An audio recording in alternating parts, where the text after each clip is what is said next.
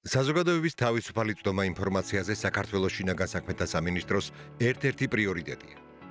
სამინისტრო უზრუნველყოფს, რომ ყველას თანაბარი ხელმისაწვდომობა კონდეს ინფორმაციაზე, თითოეული პირის შესაძლებლობაზე მორგებული მომსახურების გამოყენებით. შინაგან საქმეთა სამინისტრო რეგულარულად აქვეყნებს საჯარო ინფორმაციას, რომელიც მოქალაქეებისთვის არის საინტერესო. თავად შეამოწმეთ. შედით სამინისტროს ოფიციალურ ვებგვერდზე www.polis.g დააჭირეთ ღილაკს საჯარო ინფორმაცია. აღნიშნული ინფორმაციის მიღება ასევე შესაძლებელია ვებგვერდზე www.info.polis.g. საჯარო ინფორმაცია სამინისტროში არსებული ნებისმიერი ინფორმაცია, თუ ის არ შეიცავს სახელმწიფო, პროფესიულ, კომერციულ საიდუმლოებებს ან პერსონალურ მონაცემებს. პერსონალური მონაცემები არის ნებისმიერი სახის ინფორმაცია, რომლითაც შესაძლებელია პირის იდენტიფიცირება, მაგალითად სახელი, გვარი, პირადი ნომერი, ფოტო, ვიდეო, საბანკო ანგარიშის ნომერი და სხვა. საჯარო და პერსონალური ინფორმაცია შეგიძლიათ მოითხოვოთ წერილობითი განცხადების წარდგენით, ელექტრონული სერვისების საერთო პორტალით my.gov.g მეშვეობით, მხოლოდ საჯარო ინფორმაციის მოთხოვნა დამატებით შესაძლებელია ელექტრონული პოსტის მეშვეობით polis@mia.gov.g და სამინისტროს ოფიციალურ ვებგვერდზე განთავსებული შესაბამისი ელექტრონული მომსახურების სერვისის საშუალებით www.info.polis.g. პერსონალური მონაცემების გამოთხოვისთვის სამინისტროში უნდა წარადგინოთ წერილობითი განცხადება. განცხადებაში მიუთითეთ თქვენი სახელი, გვარი, პირადი ნომერი, საკონტაქტო ინფორმაცია, ფაქტობრივი მისამართი, თარიღი და ხელმოწერა. სამინისტროსგან პერსონალური ინფორმაციის გამოთხოვა შეგიძლიათ როგორც პირადად, ისე წარმომადგენლის მეშვეობით. წარმომადგენელს უნდა ჰქონდეს სათანადო წესით დამოწმებული მინდობილობა ან ფიზიკური პირის მიერ ხელმოწერილი წერილობითი თანხმობა. უსინათლო და მცირედ მხედრელ პირებს შეუძლიათ მიმართონ სამინისტროს ბრაილის შრიფტის გამოყენებით.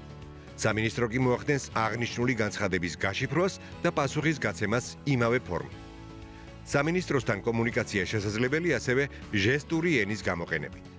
თუ შეზღუდული შესაძლებლობის მქონე პირს სასამართლოს მიერ დანიშნული ჰყავს მხარდამჭერი, მაშინ სამინისტროსთვის მიმართვა შეუძლია მხარდამჭერს.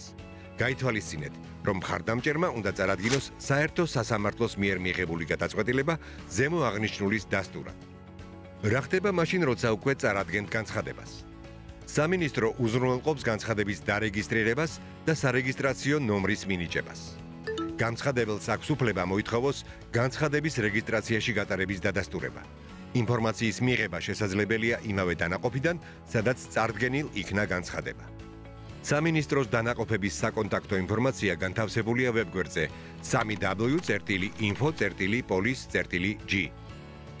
სამინისტრო დამუშავებულ ინფორმაციას განცხადებელს აწვდის დაუყოვნებლივ ან არაუგვიანეს 10 სამუშაო დღისა, თუ საჭიროა ინფორმაციის მიღება და დამუშავება სამინისტროს სხვა დანაყოფიდან, საჯარო დაწესებულებიდან.